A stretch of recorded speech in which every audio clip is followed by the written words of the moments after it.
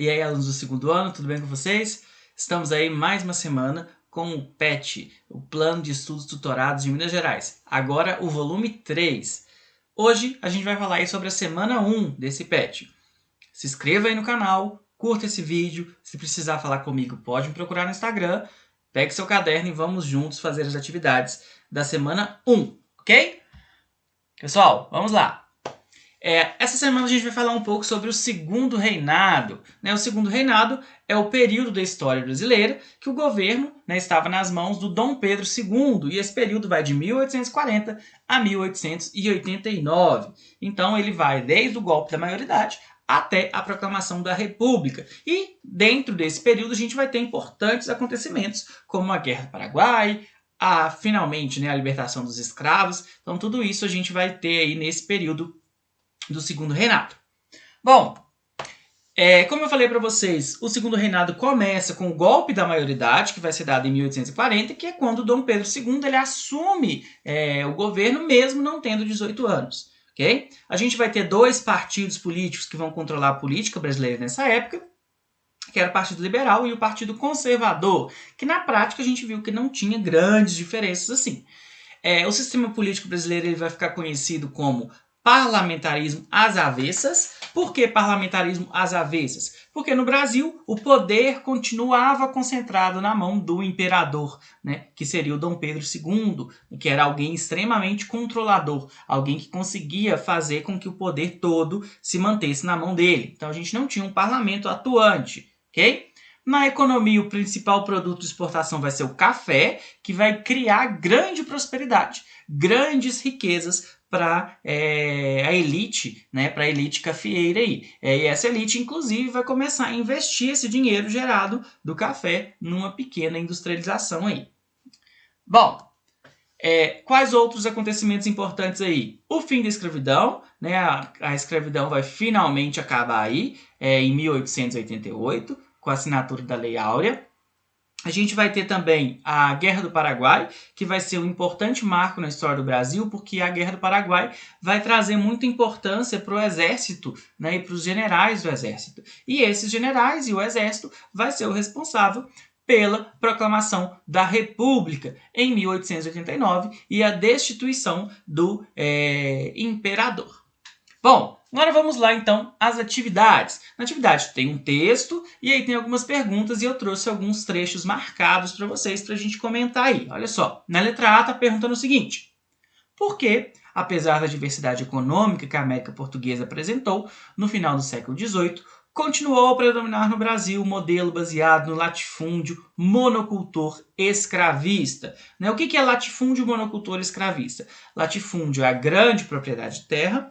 Monocultor, quando se produz uma cultura só, com destino à exportação. Então, você produz muita cana para produzir açúcar e vender. No caso do Segundo Reinado, produção de café. Você produz muito café para você exportar. E escravista, porque a mão de obra era escrava. Então, por que no Brasil predominou isso? Então, a gente vai ter aí, nesse trecho que eu marquei para vocês, olha só. Modelo herdado do período colonial. Então foi um modelo que já foi herdado, o Brasil ele foi inserido na economia mundial dessa forma, então esse modelo vai continuar perpetuando. E a estrutura agrária do país, ela vai ser concentradora de riquezas e de renda. Então, o que isso significa? Que vai ter uma elite no Brasil que ela vai concentrar essas riquezas, vai concentrar a renda e ela vai continuar investindo naquela mesma forma que ela já tinha tido resultado. Então, esses aí são os motivos pelo qual o Brasil vai continuar predominando aí o latifúndio, o monocultor escravista. Então, foi um modelo herdado do período colonial e essa estrutura ela vai ser concentradora de riqueza e de renda. Beleza? Bom, vamos às próximas ali, ó.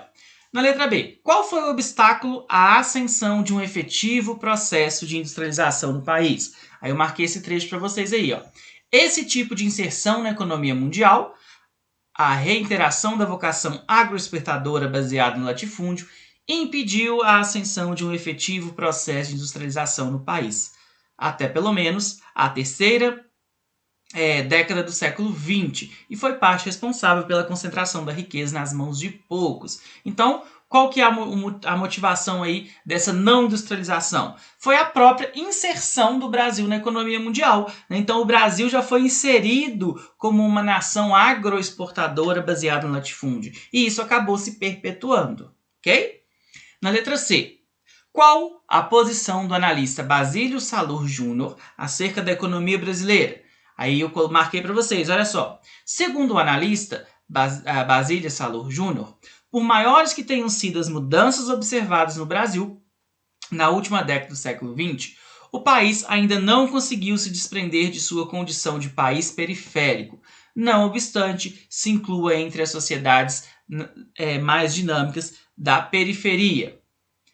Para romper com a condição periférica, afirma Salum, é preciso tratar da inclusão econômica e social da maioria da população brasileira, que permanece às margens das conquistas materiais da civilização moderna. Então a posição dele seria qual? Que o Brasil ele ocupa uma posição periférica em relação aí, né, às economias mundiais. Então a visão dele é que o Brasil faria parte de uma economia periférica, ok? Na letra D, quais são as duas questões importantes que se colocaram a partir da posição de Basílio Salum Júnior? Vamos lá. A primeira é a possível explicação da dependência e do caráter periférico de nosso país, baseando-se exclusivamente nas especificidades de seu processo histórico.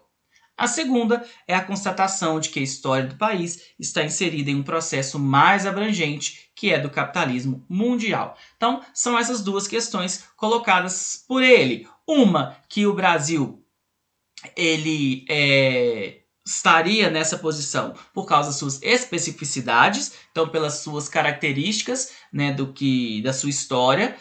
A outra constatação é de que, na verdade, a gente tem que pensar que o Brasil está inserido num processo mais abrangente de capitalismo mundial. Então, uma é específico do Brasil, da historicidade do Brasil, e o outro é que não. Na verdade, não é específico do Brasil, que ele faz parte de uma estrutura, né, mais abrangente. Beleza? Na letra E. Como caracterizar a economia brasileira no primeiro e no segundo reinado? Vamos lá. Muito frágil no primeiro reinado e pujante, embora dependente, no segundo, em razão da produção do café e de outros produtos agrícolas de exportação. Vai ver ainda o surto industrial desencadeado pelo Barão de Mauá, de curta vida. Sem dúvida, era uma dinâmica econômica bem diferente da atual. Então, no primeiro reinado era muito frágil e no segundo reinado ela era mais pujante, mais dependente do café. Okay? Então essas aí para eles seriam as características. Então, primeiro reinado muito frágil e no segundo reinado uma economia melhor, né, uma economia mais dinâmica, mas muito dependente do café. Beleza? Bom, pessoal, então é isso. Bons estudos. Meus alunos aí, por favor, me mandem as atividades pelo WhatsApp ou pelo e-mail. Não se esqueça de se inscrever no canal, curtir esse vídeo. Se precisar falar comigo, pode me procurar no Instagram. Muito obrigado e até a próxima. Valeu!